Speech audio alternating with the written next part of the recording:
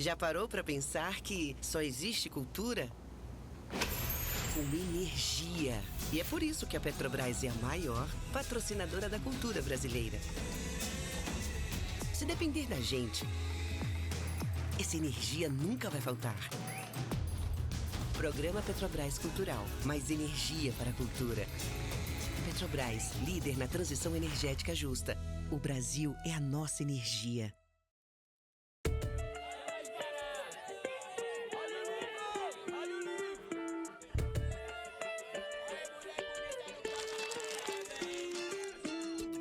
Sejam todos e todas bem-vindos à Feira do Livro 2025. A Feira do Livro é uma realização da Associação 451, da Maré Produções Culturais e do Ministério da Cultura por meio da Lei Rouanet, incentivo a projetos culturais. Apresentador exclusivo Petrobras. Patrocínio Prefeitura de São Paulo e Motiva por meio do seu instituto na categoria Prata, Itaú Unibanco na categoria Bronze. Apoio Instituto Ibirapitanga, Pinheiro Neto Advogados e Enjoei. Parceria institucional Mercado Livre Arena Pacaembu, Museu do Futebol e Secretaria da Cultura, Economia e Indústria Criativas do Estado de São Paulo. Secretaria Municipal de Esportes e Lazer, Secretaria Municipal da Pessoa com Deficiência, Biblioteca Mário de Andrade e Livraria da Travessa. Apoio institucional Embaixada da França no Brasil, Instituto Camões, Instituto Cervantes, Canada Council for the Arts, Acción Cultural Espanhola, Ernesto Tsirunik Advocacia, ETAD, Vagalume, Ecoar, Quiro, Inside by Meliá São Paulo e Genópolis, Bubu Restaurante e Ovo. Parceria de mídia, TV Brasil, Rádio Nacional de São Paulo, Folha de São Paulo, UOL, JCDecO, Revista Piauí e Publish News. Acompanhe a cobertura completa da Feira do Livro 2025 no site da revista 451. Acesse www.451.com.br e também nas nossas redes sociais, @a Feira do Livro. Viva o livro brasileiro!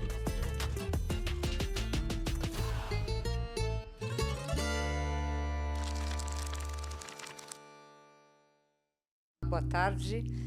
Preciso dizer aqui para vocês que a Feira do Livro está acontecendo através da Lei Rouanet de Cultura e do Ministério da Cultura, a Petrobras, que apresenta a Feira do Livro 2025, que conta com o patrocínio da Prefeitura de São Paulo, da Motiva e do Itaú Unibanco.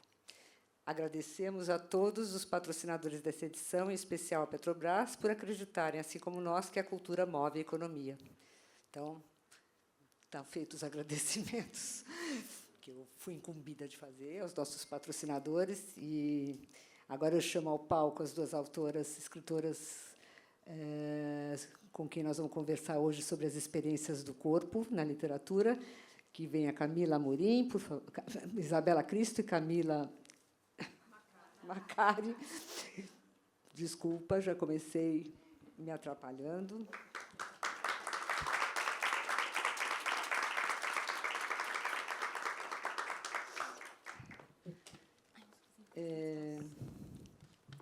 Camila Amorim foi uma aluna minha do Vera, e a Isabela Cristo foi minha aluna do Vera, então cruzou todos os canais aqui, lembra da Camila Amorim?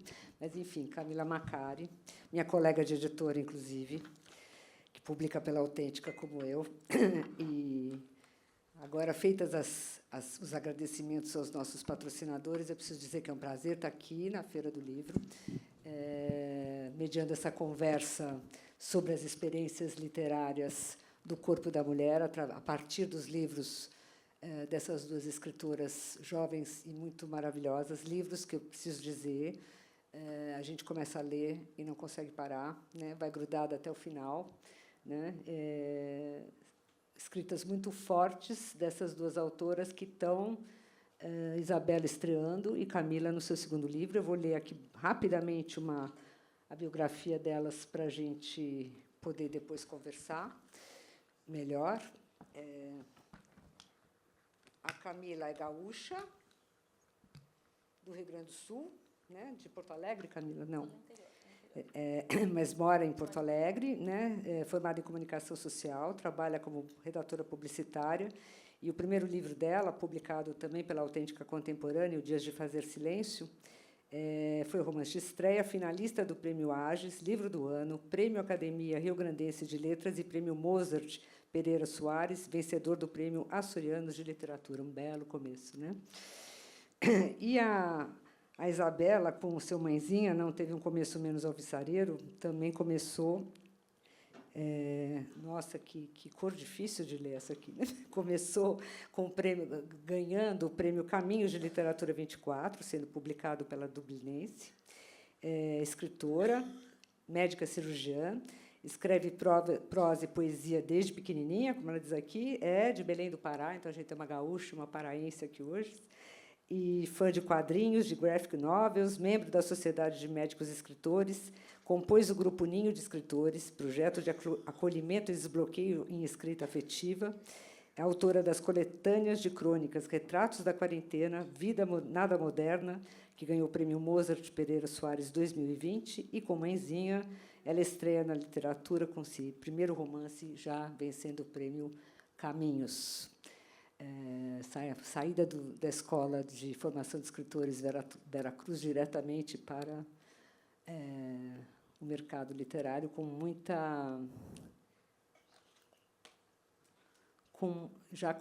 todo esse aval, né? Então, vocês duas estão aqui hoje para a gente falar do corpo. Eu queria, na verdade, sem dar spoiler nenhum, mas eu acho que, para quem não leu os livros de vocês, para a gente localizar um pouquinho essa nossa conversa, primeiro falar que nós vamos até uma hora e pouquinho de conversa, mas quem quiser fazer perguntas ao longo do nosso papo vai dando para a moça ali que vai coletar e trazer para a gente, e, no final, as autoras vão responder.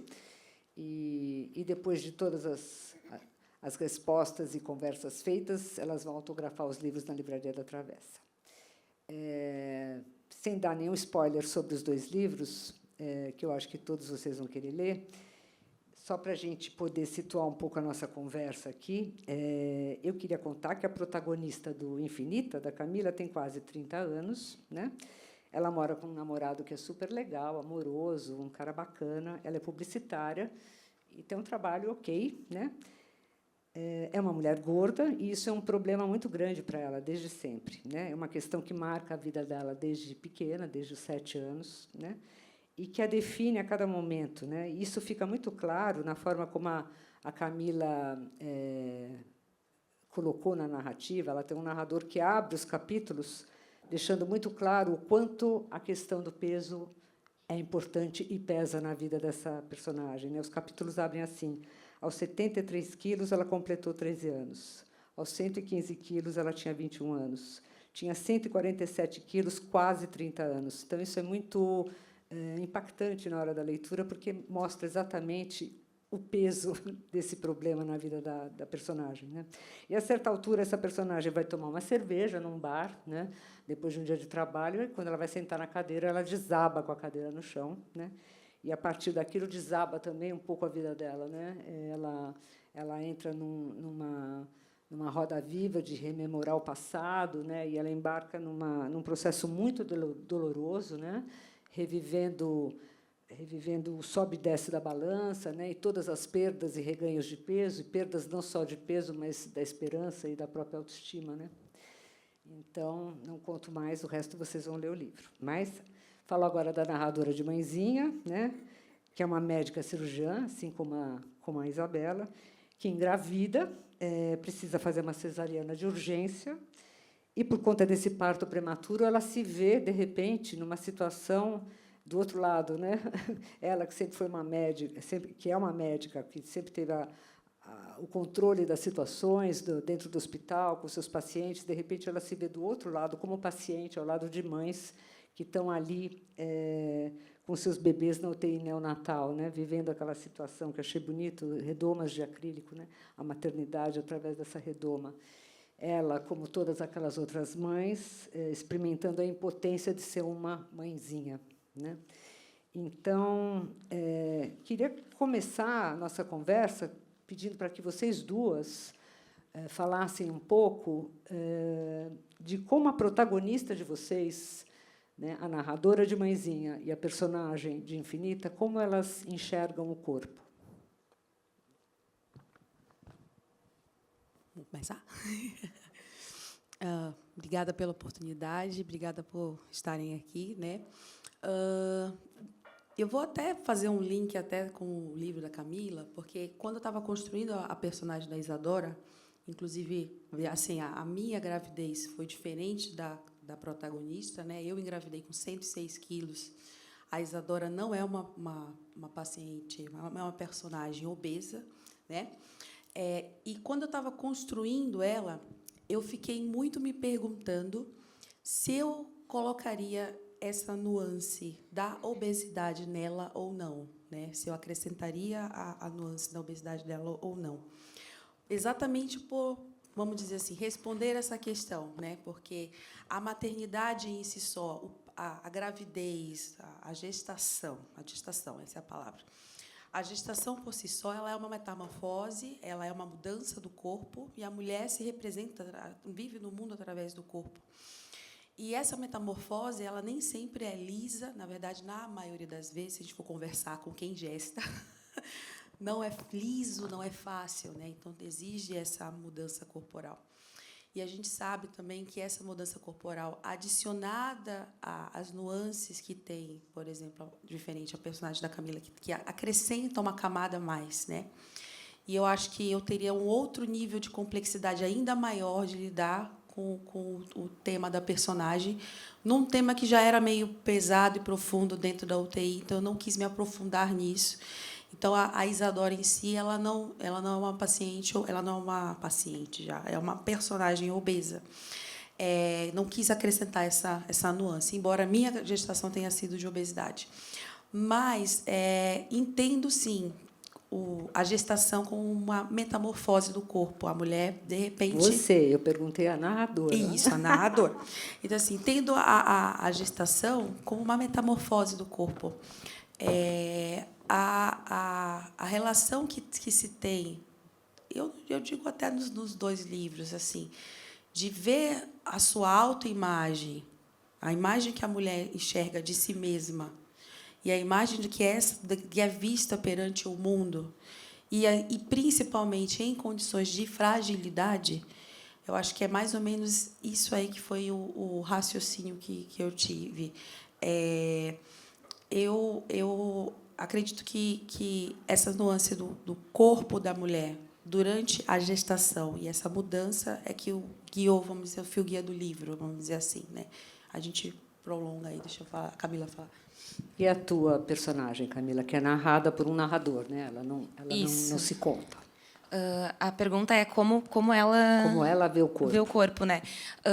Ela é uma personagem que, desde muito cedo, desde criança, ela teve essa questão do corpo ser um corpo errado. Então, ela cresceu com a percepção de que o corpo dela era um corpo errado, era um corpo que valia menos. Isso desde muito novinha, quando a gente está ainda se constituindo a partir do olhar... 7 anos. 7 anos de idade. Foi ali que ela entendeu que ela tinha um problema e que o problema foi lidado, jogado nas mãos dela. Ela entendeu que era um problema dela, isso. Então, ela vê o corpo como um problema. E isso, nela, fez com que rolasse uma cisão. Ela se vê... O indivíduo, ela se vê como um indivíduo, mas ela vê o corpo para além. Ela não é o corpo dela, entende? Ela é duas coisas. Ela tem esse corpo, mas ela não é esse corpo. E nós somos o nosso corpo, né? O nosso corpo é quem nós somos. E ela não tem essa percepção. Para ela são coisas diferentes. Quem eu sou e o corpo que eu tenho. É assim que ela... A Isadora tem essa disruptura, só que aí é aquela questão assim é como se fosse traumático. Foi dada a gestação, uma coisa externa, entre aspas, foi dada e ela desrompe. De repente, ela vê aquele corpo novo gestando numa situação de risco, diferente da autoimagem que ela tinha antes. Então, ela disrupta também com essa imagem do próprio corpo dela. Acho que vocês me levam para um caminho aqui de uma pergunta que já estava meio colocada, que eu acho que os dois livros de vocês eles enveredam por questões que vão para caminhos muito diferentes, né? Mas, a partir da obesidade e da gravidez, as duas narrativas descrevem justamente corpos em metamorfose, como você usou essa palavra, né? E retratam tanto o corpo obeso de uma mulher como o corpo de uma grávida num processo de deformação, né? Se deformando, né? Mãezinha fala de um corpo que, aspas, eu vou ler aqui como ela se define: um corpo que se expande, aumenta, a pele se rasga, os seios se enchem de leite. Já o narrador da Infinita conta, aspas, que é um corpo testando limites e descobrindo que sempre é possível chegar mais longe, estabelecer novos padrões, quebrar barreiras, o antigo peso máximo se transformando em novo peso mínimo. Eu acho que, lendo os livros de vocês, fica muito claro que são duas mulheres, dois personagens que se sentem à mercê dos próprios corpos, né? Que é essa coisa que você fala da cisão, né? Como se não domino, não controlo o que acontece com o meu corpo. Então, eu queria perguntar para vocês duas também se vocês acham que a escrita pode estabelecer algum tipo de controle sobre o corpo, ao menos na forma como ele é descrito. Controle é difícil, né? Não sei se controle. Eu acho que a escrita ela tem a capacidade, de ressignificar, sabe? O corpo é a nossa representação perante o mundo, é como a gente interage o mundo. Mas Ressignificação não deixa de ser uma forma de controlar também, né? Talvez uma tentativa, né, que pode ter sucesso ou não, mas uma tentativa de tentar, de alguma maneira, controlar? Talvez sim, acho que sim. E ressignificar aquele corpo, tentar entendê-lo até melhor, sei lá, sabe? Acho que para mim é isso. Eu sinto que eu não sei nem responder essa pergunta, sabe? De certa forma, porque eu acho que quando a gente escreve, a gente ressignifica, mas a gente reorganiza as coisas, né? A gente, enfim, consegue, claro, dar esses novos significados, mas também reorganizar. E pode ser realmente uma forma de controle, né? Porque se tu não está controlando, é uma forma de sublimação que seja, assim, de tu pegar alguma coisa e transformar ela, né? Então, eu acho que quando você reescreve, você escreve, você também reescreve. Isso, né? exatamente. Eu acho que pode ser nesse caminho, sim. Mas eu não tinha pensado assim essa questão do corpo, assim, da escrita passando por uma forma de controle. E também o que tu escreve está ali cravado, né? Então tu controla uma vez, tu faz isso uma vez e aí é aquilo e deu, aquilo está fechado. Não tem espaço para mais. Aí tu vai escrever de novo, tu vai escrever outra coisa, é claro.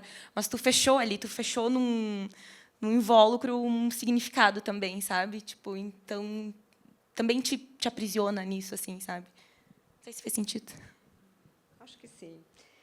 Eu também queria falar da outra coisa que me pegou muito no livro de vocês duas, é a questão da violência, né, com relação ao corpo, porque eu acho que a violência perpassa os corpos dessas duas personagens de formas muito diferentes, né? É uma violência disfarçada de carinho, né? Com esse mãezinha, né? Esse diminutivo fofo, né? Mas que, na verdade, minimiza, né? Infantiliza a mulher que está passando por essa experiência da maternidade, né? Uma mulher que muda de mulher para mãe nesse momento, né?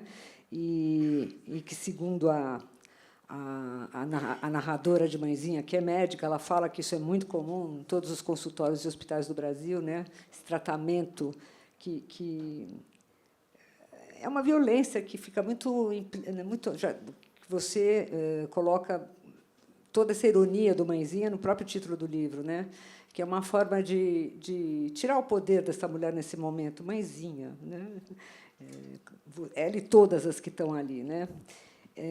E tem uma violência que não está nada disfarçada no livro da Camila, né? Que a protagonista de Infinita sofre desde cedo aqueles bullying na escola, os apelidos impiedosos, né? E uma mãe que, por mais amorosa que seja, ela é muito difícil, né?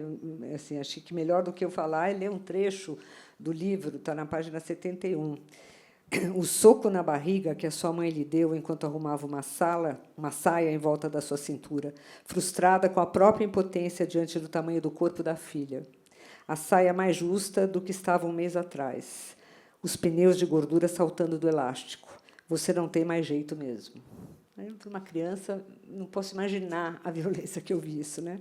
Então, é uma violência sutil, entre aspas, desse mãezinha pseudo-carinhoso e um soco no estômago, como uma fala de uma mãe. Eu queria ouvir de vocês o impacto dessas violências na escrita.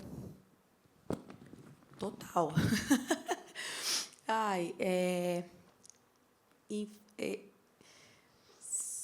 cara, que difícil falar isso, hein? É que assim, Você escreveu com raiva? Você escreveu com raiva não é exatamente a palavra. De que forma essa violência bateu nas palavras? É que assim, eu acho que independente da situação, né?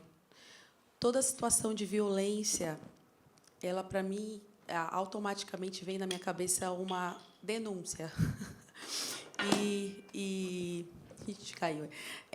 E assim, escrever sobre isso, reescrever sobre isso e ressignificar isso através da escrita, para mim, não é uma raiva, é como se fosse assim, um modo nobre de fazer uma vingança. É um modo nobre de eu não deixar essa violência passar em vão. Quando eu falo denúncia, não é denúncia de apontar, julgar, não. Porque as violências elas são de ambos os lados, dependente do ponto de vista. Muitas vezes a gente pode ter violência dos dois lados, sabe? Mas eu acho assim, quando qualquer violência, eu não digo só violência, qualquer situação de incongruência que eu presencio, me dá vontade de escrever para ressignificar aquilo e para, de alguma maneira, transformar qualquer dor, sofrimento, sacrilégio, violência em algo que possa ser usufruído de uma melhor forma, nem que seja pela literatura, pelas letras e por outra pessoa ler aquela situação, sabe? É engraçado você falar isso, por exemplo, da questão da violência do mãezinha. Por exemplo, eu vou comentar isso, que assim, o termo mãezinha, ele é muitas vezes ensinado, inclusive nas escolas, né, médicas e enfermagem. A gente faz um treinamento quando a gente faz treinamento de amamentação, para treinar mães na amamentação, que eu fiz parte desse programa na faculdade, a gente é ensinado a chamar as mães de mãezinha, de não chamá-las pelos nomes e chamar de mãezinha quando a gente está fazendo o treinamento. E numa tentativa, às vezes que não sei de minimizar, mas eu assim de igualitária, sabe, de colocá-las no mesmo patamar e no mesmo tratam os velhos? atendimento. Estica a perninha. Estica a perninha, mãezinha, não sei, é isso, Infantilizar sabe? o velho do mesmo engraçado jeito, que eu vi outro dia desse um rios assim de uma piada de alguém fazendo que o pessoal da enfermagem faz curso no diminutivo. E assim, alguns comentários, e eu fui ler os comentários, né? E algumas mães gostavam do termo. Tem mães que gostam do termo. Porque diziam, inclusive o comentário dessas mães é que se sentiam acarinhadas, porque quando elas recebiam o termo mãezinha de alguém da enfermagem, do médico, elas se sentiam acarinhadas com o termo, se sentiam cuidadas, entendeu? Então, eu acho assim, é muito mais do que o simples termo do diminutivo. Você pode dar o carinho, você pode dar o cuidado e o devido respeito usando o termo no diminutivo ou não, ou então, inclusive, ser pejorativo no mãezona. Mãezona. Entendeu? Então, não é muita questão do termo em si. Eu acho que é muito do que significa aquele cuidado e de onde ele é aplicado. E a gente está lidando com mulheres ali numa situação de fragilidade, porque não vem me dizer que parto, puerpério, trauma, não causa um trauma. Causa, é uma mudança. A amamentação é uma coisa difícil. As pessoas estão, sabe, é uma mudança do corpo, é uma mudança do que acontece. E com os bebês correndo risco de vida, né, isso, dentro de uma UTI pré-natal, que essas mães estão muito fragilizadas, né? A tentativa na escrita das palavras é meio que isso, vamos jogar isso meio que para o mundo e ressignificar e caramba, vamos analisar mesmo o que está acontecendo aqui de um ponto de vista externo. E será que isso que está acontecendo é adequado para essa situação? É mais ou menos essa que é raciocínio dessa exposição Pode ter das mulheres que violências. gostam, mas no teu livro, Mãezinha, ele bate muito como quase uma violência, né? Bate como uma Para essa médica narradora, inclusive, que não se sente nesse lugar. Que né? não se sente num lugar. Né? Inclusive, no início do livro se sente, mas no próprio final do livro gosta do nome do filho no diminutivo, você entende? Porque é a ambiguidade humana. Né? Não dá spoiler. Não dá spoiler. Camila, agora, no teu livro, a violência é muito explícita, desde a primeira página, né? Quer dizer, desde da cadeira que quebra até tudo que se quebra dentro dessa mulher desde sempre. Né? Então, de que forma essa violência que ela sofre na família, entre os amigos, estão poucos amigos que conseguem acolher sem violência, inclusive esse namorado tão legal que vai com ela até o final, né? Mas de que forma você trouxe isso para a tua escrita? Eu sou o tipo de escritora que é completamente contaminada pelo trabalho que tá fazendo. Então, o livro me colocou num lugar muito complicado, assim, sabe? Tipo, de muita raiva, foi muito estressante, e eu devolvi isso para o livro. Tipo, o que ele me deu, eu coloquei de volta nele, sabe? Eu sinto que rolou essa devolutiva, e é um texto carregado de raiva. Quando entra essa segunda voz, ela é permeada pela raiva. E eu sinto que, como pessoa, eu sou uma pessoa também movida à raiva, sabe? Eu me sinto uma pessoa movida à raiva, assim, tipo, a raiva, ela me coloca em situações, ela me leva para frente, e eu sinto isso desde criança, assim. Eu me sinto desde criança com uma raiva que eu não consigo explicar, não uma questão específica, assim, eu não sei exatamente, não sabia nomear, mas eu sabia que me colocava em movimento. E esse foi um livro em que eu pude fazer alguma coisa com uma raiva, endereçar para essa história e fazer, enfim, reverberar. E sim, são situações de violência, de microviolências, assim, são pequenas violências, são violências que as pessoas não percebem que estão fazendo, assim, sabe? São violências veladas, só que quem está sentindo essa violência está sentindo essa violência, né? Tipo, E ela mesma é muito violenta consigo mesma. e aí né? é isso, aí é essa questão que a partir do momento que tu te molda pelo olhar do outro, e o olhar que o outro tem sobre ti é um olhar violento, o que sobra para ti? Que olhar que tu vai aprender a ter sobre ti mesma? Ela sentia que ela foge um pouco, ela não consegue se autorresponsabilizar muito, assim, ela entra numa catarse, assim, ela entra numa espiral tão enlouquecida e ensandecida depois que essa cadeira quebra, que ela peca um pouco, né, na questão da autorresponsabilidade, assim, sabe? Mas ela não consegue fazer esse exercício, assim.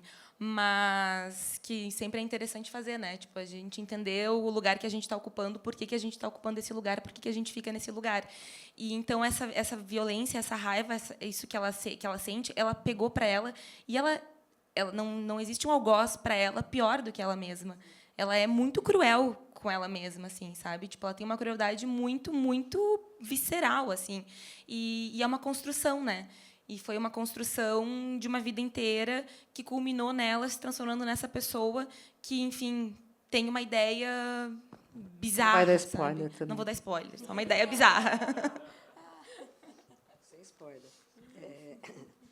Mas, sim, a gente sente isso em cada linha do livro, nos dois. Né? Deixa eu perguntar uma outra coisa para vocês aqui. São livros bastante diferentes, gente, mas a gente tem que pensar nesses corpos que estão representados aqui em mudança, uma mudança que as personagens não se identificam, né? E permeados por muita violência ao redor. Né? Uma está grávida, a outra ou está gorda, porque também ela fica num vai e vem muito tempo. Né?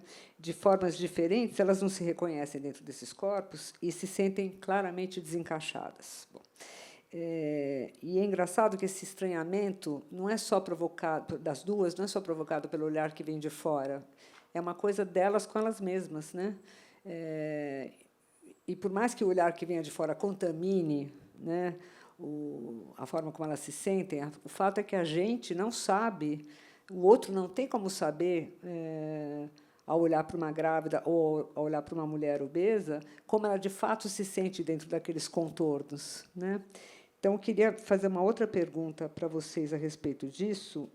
Se vocês acham que a escrita pode dar corpo ao corpo que existe na subjetividade de cada mulher. Com certeza. Com certeza. Né? Acho que, inclusive, talvez a tentativa de escrever seja essa, né? Porque a gente sabe que a palavra, enfim, não alcança nunca o significado, mas onde está essa mulher aí disrupta? Onde está esse corpo que não se encontra? É o que eu acho.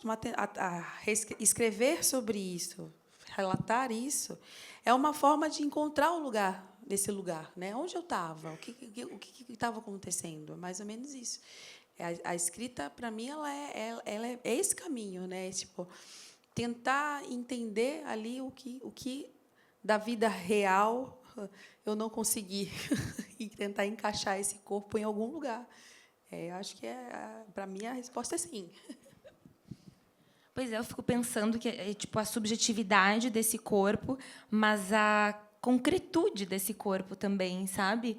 Porque o corpo ele é o que ele é. E aí, claro, tem esse olhar que tu coloca para o teu corpo, mas no fim o corpo é o que ele é, sabe? Eu fiz no Infinita, tem uma cena em que ela para na frente do espelho e ela olha para o próprio corpo e ela vai olhando o corpo inteiro dela, assim. Ela ela esquadrinha o próprio corpo e no final ela sente uma raiva absurda porque ela pensa, é um corpo, entende? Não é o fim do mundo, é um corpo. É esse corpo aqui, é o corpo que eu tenho. E eu fiz questão assim de trazer esse corpo, de esquadrinhar esse corpo, de tipo para tu olhar para esse corpo, entendeu? Esse corpo precisa ser visto, assim, sabe? Tipo, aí foi um exercício que ela fez, né? Não de um lugar de bons afetos, claramente, mas foi um exercício que ela fez para tentar ver, para tipo entender a concretude desse corpo, sabe? Que eu acho que, enfim, que aí sim ajuda, sei lá, a colocar num mapa, assim, sabe? Tipo. Porque essa coisa da sensação é difícil de explicar, né? Porque às vezes você tem uma mulher magra que engorda 4, 5 quilos, né? E que se sente gorda. E não por um padrão de beleza, porque as roupas apertam, porque ela não se encaixa naquele corpo. E se ela for falar, parece que a pessoa está reclamando do quê? Né? Mas o contorno dela, ela não se reconhece ali. Então, não necessariamente tem a ver com uma coisa muito visível, né? Essa sensação pode estar ligada pode estar acontecendo de uma forma muito mais sutil e desencaixa também a mulher de si mesma, né? Dentro do seu corpo. Então eu acho que vocês levaram isso para extremos, né? Não, eu ia comentar que sim, que desencaixa, que é uma merda tu perder as tuas roupas, as roupas que tu gosta e tal, mas também desencaixa de um jeito, às vezes, tão poderoso que a gente tem que se perguntar, desencaixa tanto assim, por quê, sabe? O que faz com que causa esse desencaixe inteiro? Tem uma hora a protagonista fala, elas, enfim, amigas falando de roupas, de como as roupas elas estão diminuindo a numeração. E aí como é horrível tu usar 38 e de repente tu ter que vestir uma calça 40 e ela fica, gente, tu entrar numa calça 40, 42, 44, 46, 48, 50, 54, desde que a calça te sirva, entende? É a mesma coisa. Mas para as amigas no livro que usavam 38, elas se sentem muito gordas ao ter que comprar uma roupa 42, sem que isso não mudou, como mudou sua numeração. Sim. Acho que todo mundo já passou por isso. É aquela sensação, é como se ser gorda, ser uma pessoa com obesidade fosse um estado de espírito para muita gente, sabe, um estado de espírito para muita gente, assim, é meio absurdo, sabe? Tipo, é muito violento, sabe? Mas é uma violência que perpassa por interno, mas tem uma moderação externa. Porque quem que está determinando o que é o quadril 52? Entende? Então, assim, essa disruptura, ela acontece interna e ela é assim, é a questão da validação do meio, sabe? O corpo ele está integrado ao meio. né? Porque nós temos padrão de beleza oriental, magérrimo, certos tipos de olhos, certos tipos de cabelo. Por que o ocidental segue outro padrão, entende? Então, assim, essa validação do mundo, dizendo aqui vou ser feminista em cima do corpo da mulher muito mais do que do homem, né? Para o homem é permitido envelhecer. Para o homem é charmoso ter um cabelo branco. Para a mulher, eu tenho um limite de manequim, eu tenho um limite de padrão, eu tenho um limite de comportamento, sabe? Eu nunca esqueço, eu sempre falo às vezes isso, o livro do Berger chama Modos de Ver, que ele fala que a mulher, o homem, ele existe como a imagem de si mesmo. Quando ele entra no ambiente, ele é aquilo que ele representa, na imagem que ele passa. A mulher nunca é a imagem de si mesma. Ao mesmo tempo que ela é a imagem, ela é espectadora de si mesma, porque ela se sente como um todo observada e, ao mesmo tempo, ela é vitrine.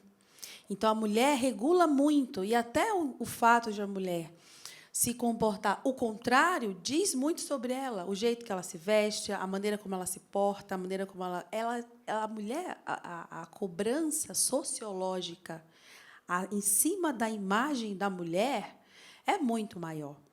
Então, essa disruptura, seja do peso para mais ou para menos, seja da beleza física, o que é beleza física? É o olhar do outro. Entende? Sobre si mesmo. Então, isso é mediado pelo outro, e isso que é nocivo. E aí, até onde esse olhar do outro é o que causa violência? Por que eu não posso ser eu mesma? Por que eu não posso me pertencer nesse corpo e gostar do corpo que eu tenho? Porque eu tenho que seguir o padrão do que estão me falando de fora, entende? Então, é uma disruptura interna mediada por um olhar externo. Validação externa, né? Eu acho que a gente vive numa sociedade que, desde pequeno, a gente aprende a se ver a partir do olhar do outro, né? Então, fica difícil mesmo você, sem terapia, dar conta de fazer essa separação, né?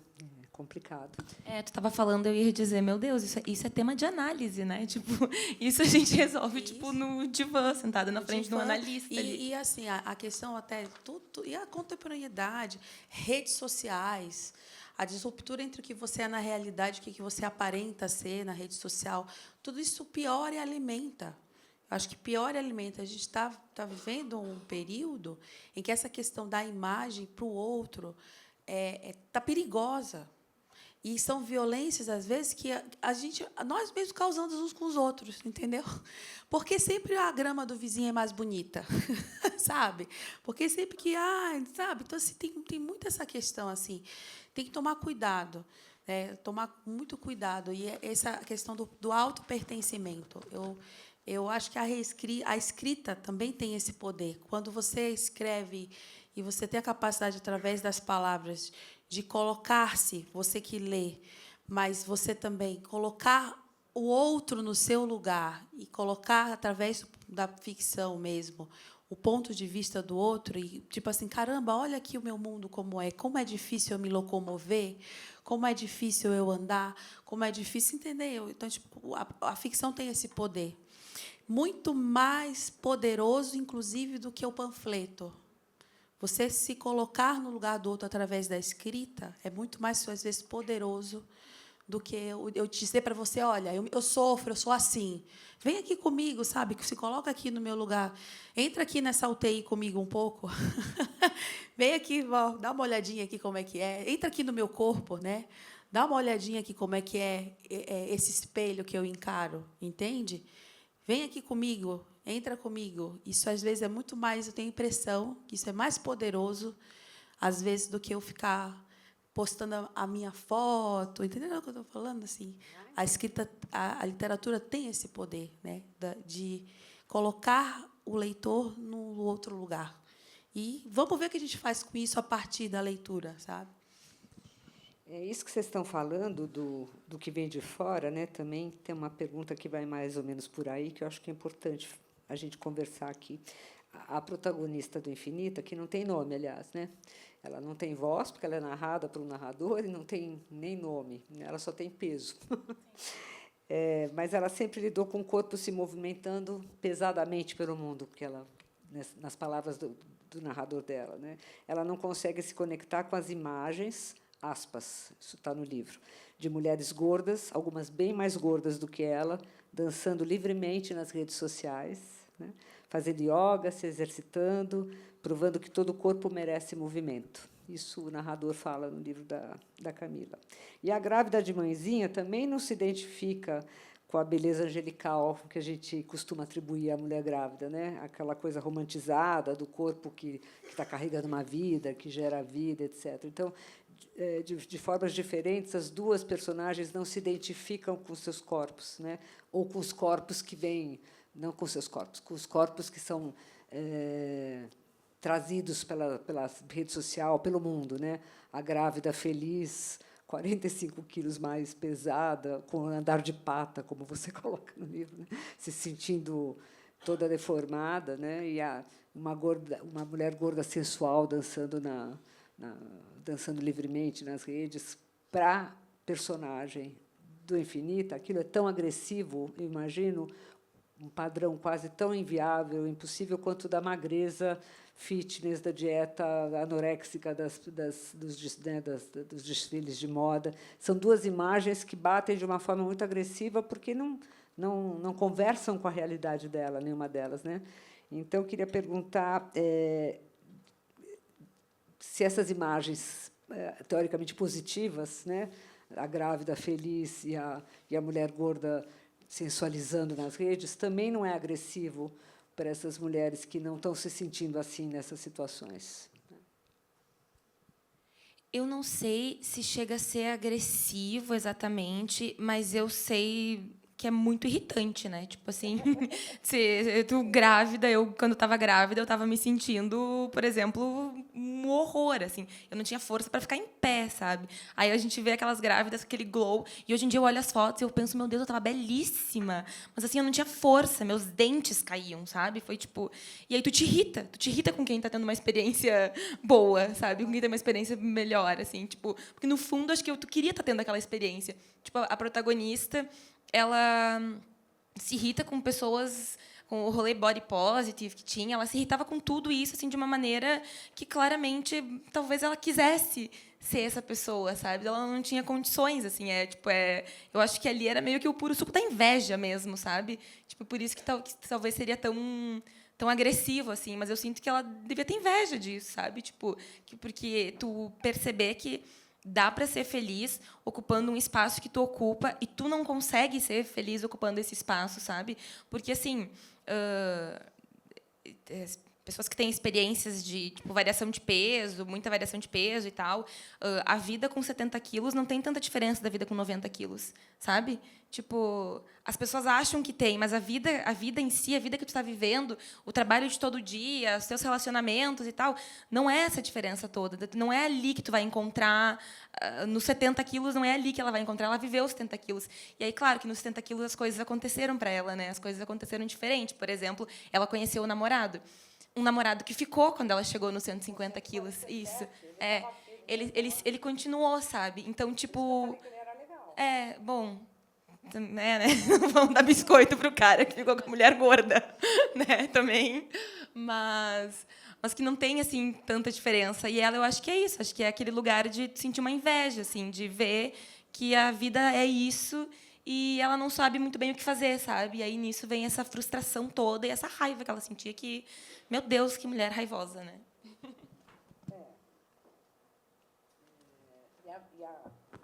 A grávida gloriosa, radiante. A Isadora, assim, passeando com sua barriga na praia.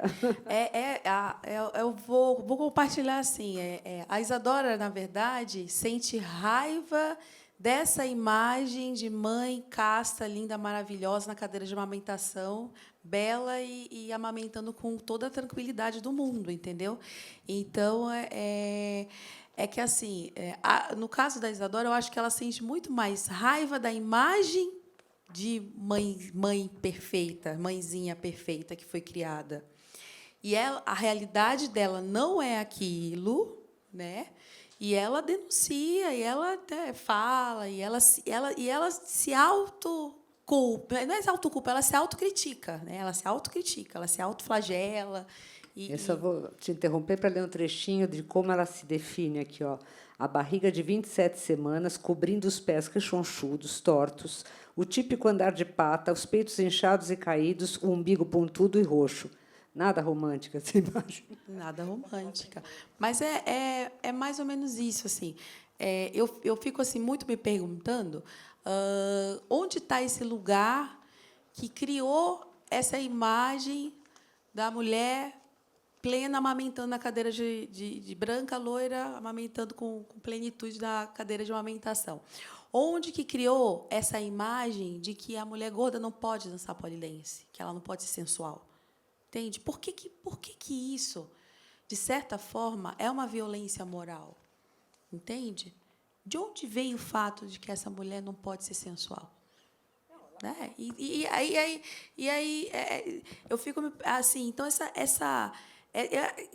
de novo, é o olhar do outro, sabe? É o olhar do outro, é a imagem lá de fora dizendo como que essa mulher tem que se comportar. Não, ela pode, e tem até, eu acho que hoje tem fortemente, inclusive nas redes sociais, talvez uma coisa claramente anti-gordofobia, né? Que são essas mulheres que estão muito à vontade com seus corpos gordos e falam isso e mostram e se colocam ali de uma forma, mas isso para quem é a mulher gorda, obesa, que não se sente à vontade, pode soar agressivamente. Foi isso que eu tentei dizer, porque, né, não se trata do que vem de fora só, se trata de como cada um se sente, né? E aí, mais uma vez, a gente juntando lá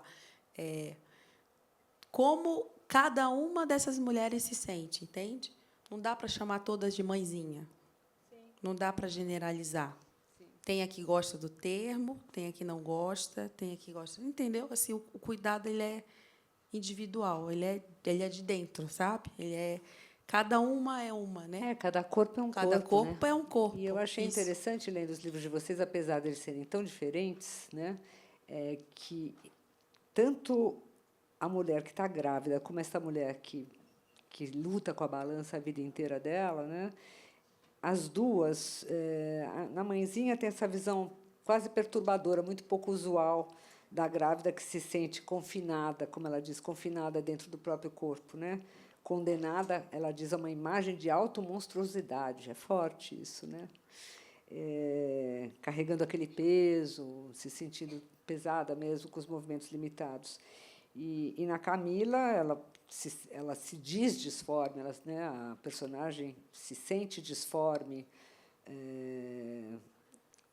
sufocada dentro do próprio corpo. Então, eu queria perguntar para vocês, eu, como leitora, senti que essas duas mulheres se aproximam, essas duas personagens se aproximam, no sentido de que ambas não têm controle sobre o próprio corpo, né?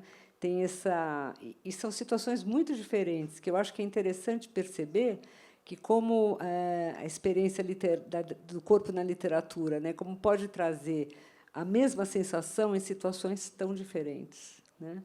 De não estar à mercê do corpo, né? No que teoricamente podia ser uma situação feliz, né? Mas não é vivido assim pela protagonista do Mãezinha, né?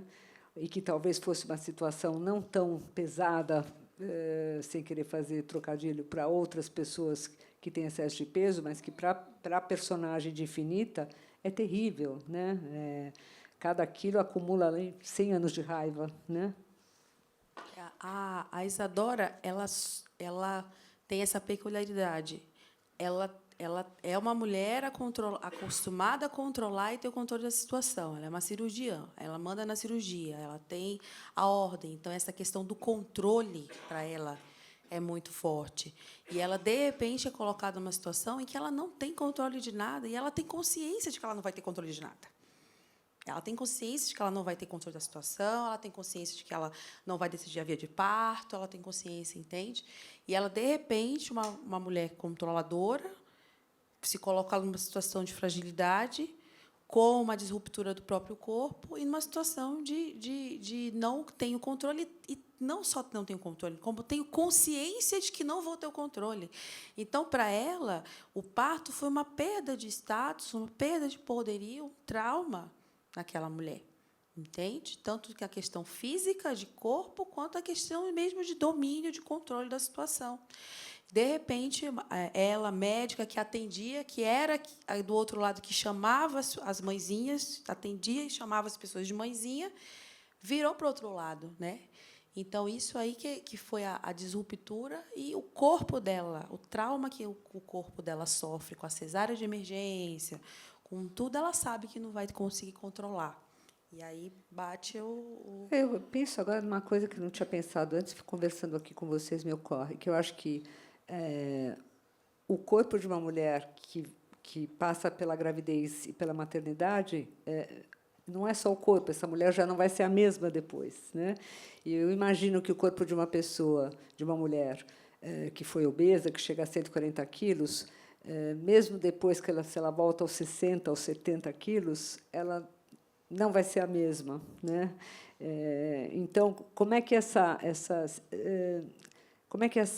mudança de autoimagem, né, em cada situação, o que vocês acham disso? Porque será que uma mulher que chega a pesar 147 quilos consegue depois se ver de uma forma completamente diferente? Aquilo da sensação interna, né?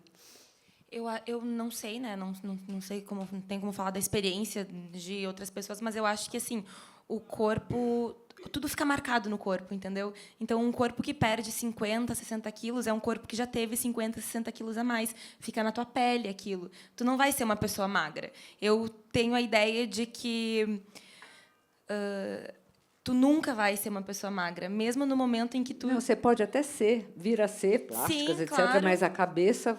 Mas, né, o jeito como você se olha, se vê, talvez... Sim, tu já é calcado... Exatamente, tu já é calcado, a tua experiência é calcada em uma outra experiência de corpo, sabe? Então, eu acho que... Mas tu falou antes...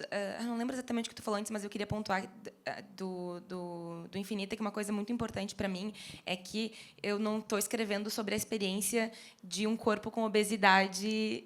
A experiência, não é a experiência, né? Tu falou que alguém na mesma situação pode estar se sentindo completamente bem com o próprio corpo, sabe? Ou aquilo que eu falei antes, que tu engorda 20, 30 quilos e a tua vida vai seguir sendo a tua vida, sabe? Tipo, e então não é a experiência universal, né? Se existe um conceito de universal, enfim, mas não é essa experiência universal da coisa, e sim a experiência dessa única personagem. E para mim foi muito importante, quando eu criei a personagem, ser muito fiel a ela, assim. Tanto é que a história caminha para onde a história caminha, porque eu estava muito consciente de que isso eu não estava falando por todas as pessoas, sabe? Não, graças a Deus que não é uma experiência universal, sem dar spoiler. Sim, exatamente. E é uma experiência extrema, assim. O que eu queria trazer era uma experiência extrema, sabe? Tipo, talvez não vai existir uma pessoa que se sinta exatamente desse jeito, assim, sabe? Tipo, nesse absurdo que ela se sente, assim. Mas ali era a experiência extrema mesmo, né? Que eu tentei. Mas tem um choque para o leitor, né? Como tem um choque lendo Mãezinha, que a gente não está acostumado a ter essa imagem perturbadora de uma gravidez, né? Por mais que seja incômodo, por toda mulher que já ficou grávida sabe muito bem que o fim da gravidez é terrível. Você anda mesmo que nem uma pata, você não tem posição para dormir, pode ser muito mágico. Quando a minha filha nasceu, eu olhava para o bebê e eu pensava, gente, como é que uma coisinha graciosa dessas veio de um processo tão extenuante quanto uma gravidez, assim? Tipo, eu não topava isso, assim, sabe? Tipo, como é que eu tive que passar tudo isso e daí nasce essa coisinha? Idealizada, romantizada da gravidez, e a gente não fala desse lado bem, que é difícil mesmo, né? Enfim, não fala, mas é o que eu falo. Isadora criou o dicionário dela, né? Aqui tem o conceito, né, de puerpério, né, que é o resto da vida de uma mulher traumatizada no parto. É isso, entendeu? A mulher não está aqui, ó. Puerpério, período que decorre desde o parto até que os órgãos genitais e as condições gerais da mulher estejam normalizadas. Esse é o conceito real. Conjunto de sintomas que ocorrem durante esse período. O resto da vida de uma mãe traumatizada no parto. Porque é isso. Você nunca vai voltar ao normal. Qual que era o seu normal antes de ter o filho? Entendeu? Então, é mais ou menos isso. O parto, o puerpério, a gestação muda. Pode ser a mesma pessoa? Não, não é. Necessariamente é uma pessoa pior? Não necessariamente é, né? Mas a gente é o que a gente fala, né? A gente se remonta, se refragmenta e constrói coisas novas naquele novo corpo. Acho que é isso, sabe? É isso. Nunca mais vai ser o mesmo e a gente vai construir coisas novas a partir daquele novo estado de vida e de corpo, sabe? Eu vou fazer uma pergunta que veio da plateia, mas está sem assinatura, não sei o nome, não sei quem perguntou, mas é para Camila. Já pego, peraí. Infinita, embora ela sofra toda a violência e se violente também muito por ser gorda, há uma liberdade sexual de um corpo que, sob julgamentos, não poderia ser desejado. Essa libertação da personagem é uma forma também de responder ao que vive. Como isso foi pensado no livro? A sexualidade dela, enquanto menina que estava engordando, que já era gorda, é muito reprimida pela mãe também, né? Sim, sim. Então é legal também você mostrar isso. O rolê da mãe, assim, se tu for ver, tipo, é uma mãe extremamente controladora em todos os aspectos, né? Então, tipo, entra ali essa repressão da sexualidade dela também e tal. Mas eu pensei a questão da sexualidade no livro são duas questões. Uma, que quem diz que um corpo gordo não pode gozar, né? E ela ia muito contra isso. Ela tipo, provava que sim. Que Nossa, ela tem tanto orgasmo que a gente fica com muita inveja. Ela era transona, gente. Ela era muito transona. 2, tem a questão de... Ela chega um momento em que ela se pergunta por que ela tinha que ser tão transona. Será que ela era realmente tão transona? Transona. Isso é lá no Sul que fala assim? Sim. Não sei. Alguém que transa muito. Aí tem um momento em que ela também se pergunta, tipo, por que ela precisava, talvez, transar tanto e se colocar em tantas situações que talvez não fossem legais? Será que ela estava provando um ponto? Sabe? Ela também se questiona sobre isso. Assim, estou eu aqui provando um ponto de que eu posso transar, de que um corpo gordo pode ter prazer. Então, até que ponto ela... Mas é interessante, porque interessante não, eu acho triste, porque no começo ela tem esse prazer, mas no fim o prazer vira uma coisa que ela não se dá o prazer, é como se ela se agredisse ao transar, né? Ela se colocasse num lugar de ser usada, né? Isso, se colocou muito nessa situação, exatamente, para provar o ponto de que ela podia, enfim, podia estar nessa situação, né? Que teve o cara que diz para ela que ela transa como se ela não soubesse, tipo, pergunta se ela sabia que era gorda e que ela transa como se ela não soubesse que é uma mulher gorda, sabe? Tipo, isso é uma coisa muito escrota, assim. E ela passa por essas situações repetidamente, também nessa ordem sexual, sabe? Ela se coloca nessas situações, né? Ela se deixa levar por essas situações, que é muito... ela se põe... assim, joga a faca que eu estou aqui, né? Não sei se eu respondi a quem fez a pergunta. Respondeu. E tem outra pergunta aqui para o Infinita também. Na leitura de Infinita, me chamou a atenção a sensação de deslocamento, de se sentir estrangeira no próprio corpo. Queria perguntar se a Camila vê conexões entre isso e a decisão por uma narrativa em terceira pessoa. Se isso foi... Bom, se você ponderou sobre isso durante o processo criativo e se, em algum momento, você imaginou, você chegou a pensar em narrar em primeira pessoa. Acho que não entendi direito a letra, mas acho que é isso. Também não está assinada essa pergunta. Mas acho que eu também te perguntei sobre isso, né? Se foi intencional você não dar voz a ela, como se ela realmente não tivesse essa voz, né? Ela ser narrada por outra pessoa. Mas ela tem uma voz, né? Em segunda voz, é uma consciência, É né? uma consciência. Ela tem aquela voz que a gente segunda, tem. você que a gente tem isso, quando a você gente. aquilo. Isso. Aquela a consciência ali incriminatória e tal, mas ela tem a voz. É uma voz chicote, eu Isso é chamei. uma voz chicote, pode ser, achei uma boa definição. Mas sim, a escolha da terceira pessoa foi a terceira pessoa, o fato dela não ter nome, todos esses são elementos que ajudam a desenhar a maneira que a gente vê uma pessoa com obesidade no mundo, entendeu? Tipo assim, é uma desindividualização, sabe? Foi pensado nesse a construção da narrativa foi pensado nesse sentido, assim. Então, tipo, sim, então a terceira pessoa veio nisso. Eu não sei se eu pensei em escrever em primeira pessoa, porque isso foi um conto que eu escrevi em 2017. E que aí depois eu transformei em livro. E o conto eu escrevi muito muito rápido, assim, escrevi tipo uma noite ali de buenas.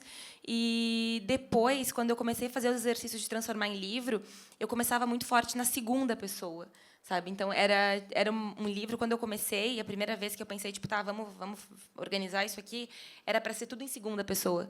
A narrativa inteira na segunda pessoa. E aí depois eu fui vendo que não funcionava, porque tinha coisas que eu não ia conseguir mostrar daí, sabe? É porque é um narrador também cruelzinho, né? Porque ele não poupa ela de nada.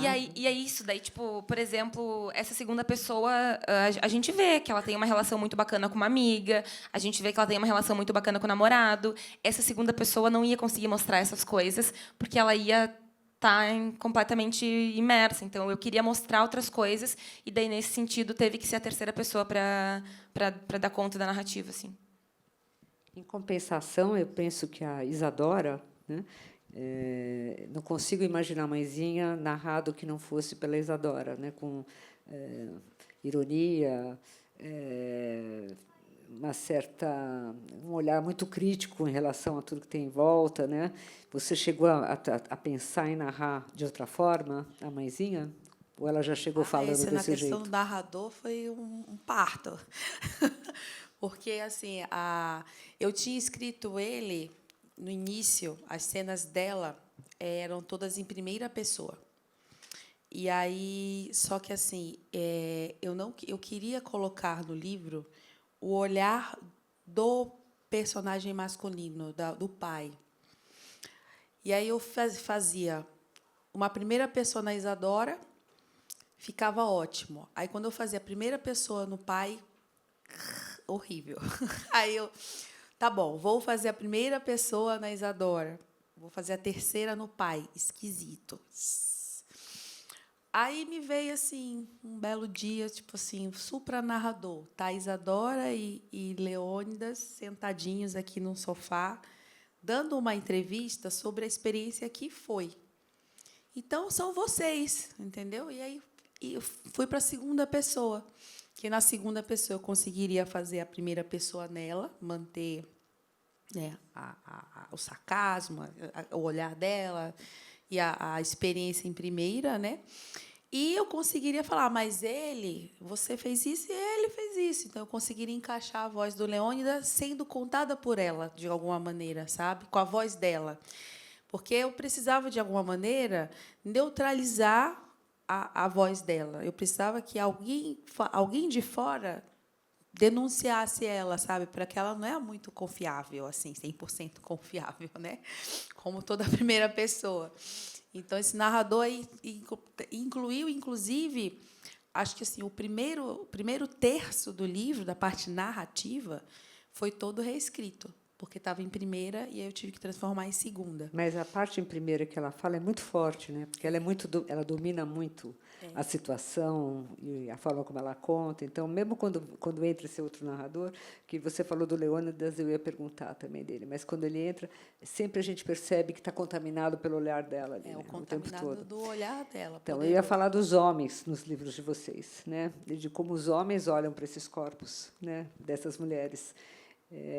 Porque o olhar do Leônidas para a gravidez da Isadora não é exatamente o olhar dela, e ela se irrita com isso, assim como o parceiro Gustavo, né, da Infinita, vou chamá-la de Infinita porque ela não tem nome, ele parece muito amoroso, né, e parece não ligar de fato para para a questão dos quilos dela, né? Então, ela fica escondendo as embalagens de comida dele e tal, mas ele, não me parece que ele está ligado nisso, parece que ele realmente gosta dela.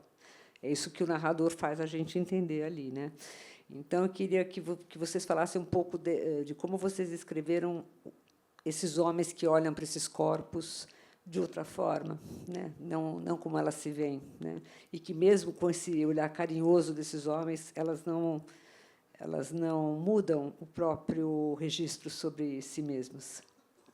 Muito feministas, né? Elas não acreditam no olhar masculino sobre elas. Tanto faz o olhar que o homem tem sobre elas, né? Muito feministas.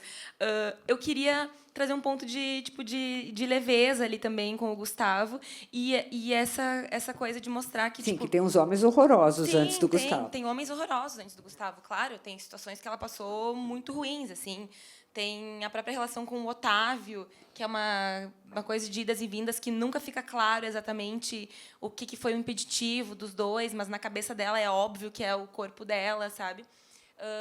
Mas eu queria mostrar que sim, que tu vai ser amada, sabe? Que é possível ser amada, assim, e que talvez ser amada não é a salvação da tua vida, não é tudo, sabe? Tipo, não tá tudo ali, não tá tudo nesse olhar do outro, assim, Mas não sabe? adianta ser amada só do outro, Não, né? Você tem que exato. ser amada, né? Então, tipo assim, ali não é tudo, assim. E o Gustavo, ele é propositalmente um cara legal, assim, tipo, não legal por estar ali, enfim, num relacionamento com uma mulher gorda, mas ele é um cara gente boa, assim, sabe? Tipo, ela fala dele com um carinho, assim, ele é um cara gente boa. Eu penso nele com carinho, assim, nesse personagem. Eu acho ele, tipo assim, pô, cara massa, sabe? Tipo, sairia com esse cara, assim, sabe?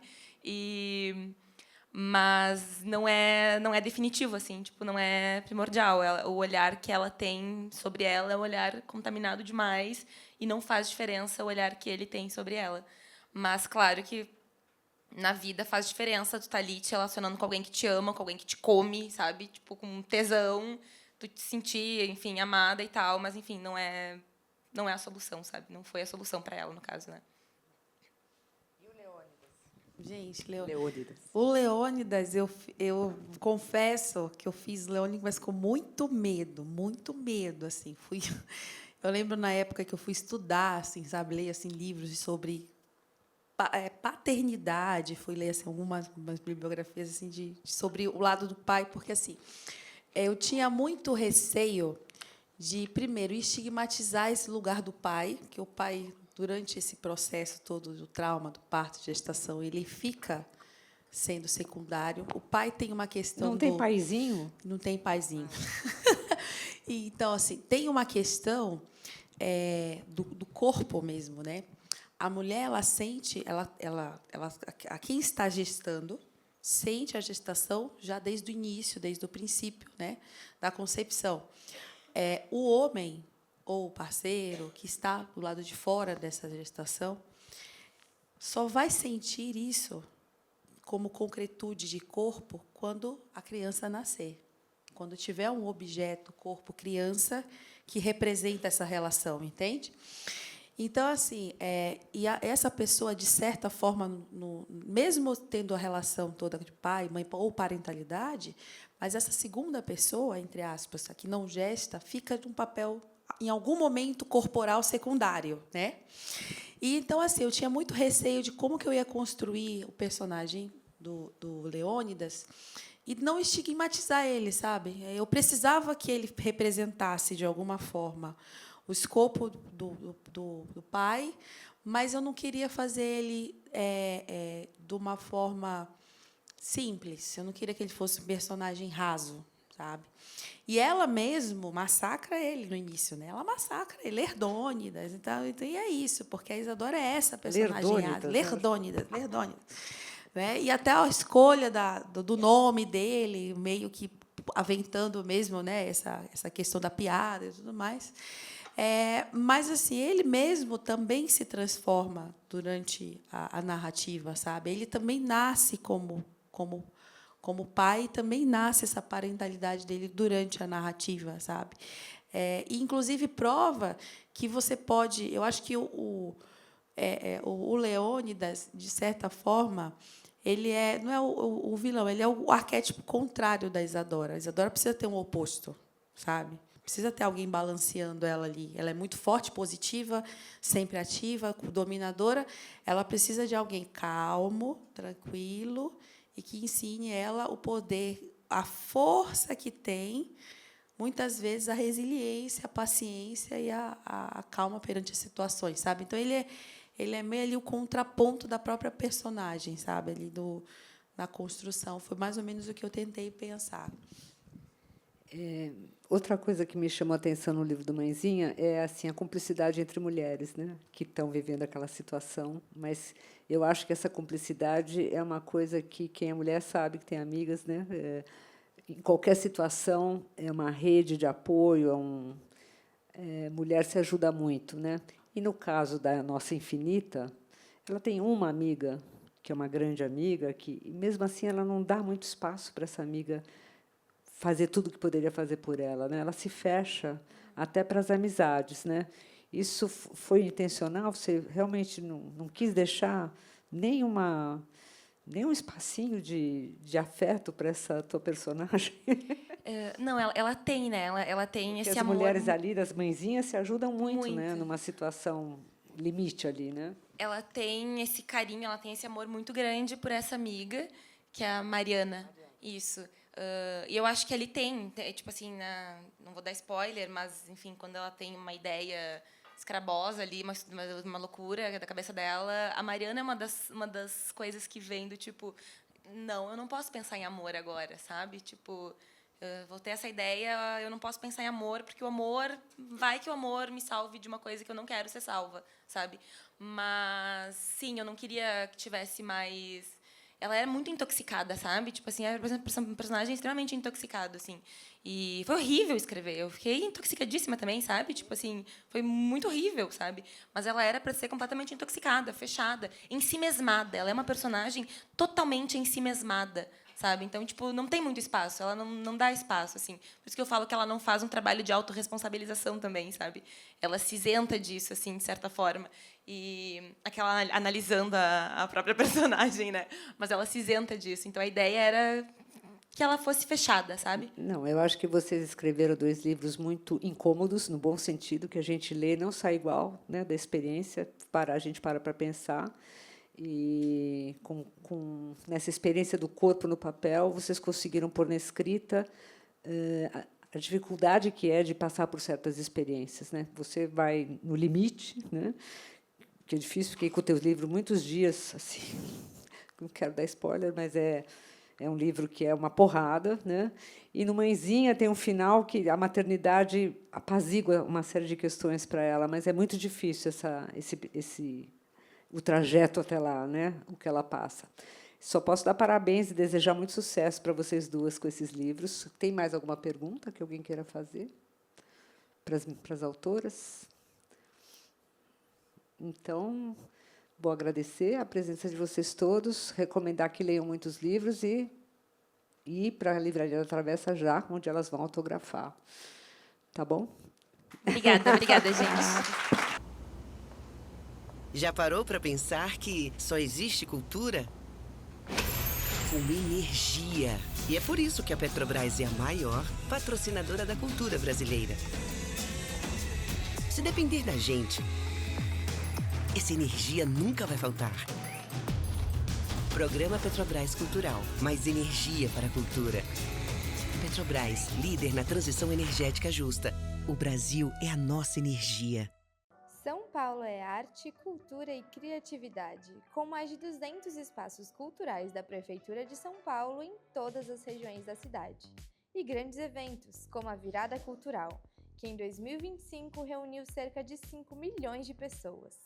Neste ano, a Secretaria de Cultura e Economia Criativa já promoveu mais de 5.000 atrações gratuitas e 319 milhões de reais foram anunciados em editais de fomento.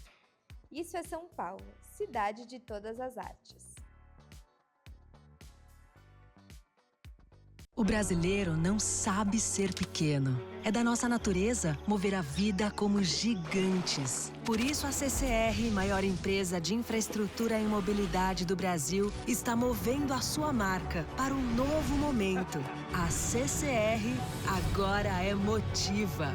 Mais do que estradas, trilhos e aeroportos movendo o Brasil. Uma marca que já nasce gigante, como você. Motiva.